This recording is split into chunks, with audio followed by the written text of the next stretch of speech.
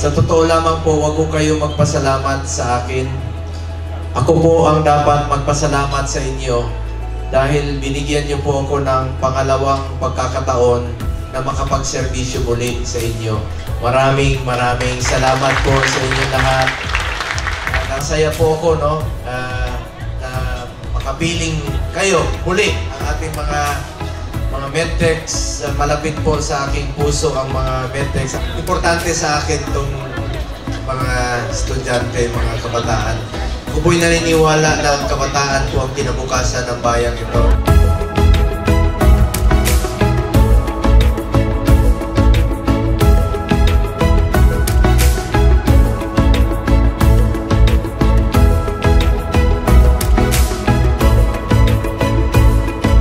As I stand before you today, I reaffirm my commitment to support you and your profession.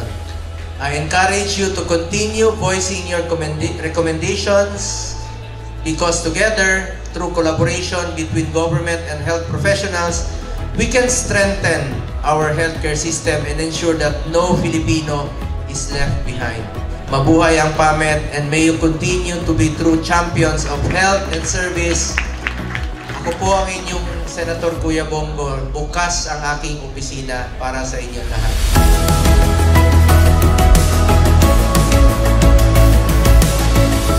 Once again, congratulate PAMED on the successful conduct of this Mindanao Regional Conference.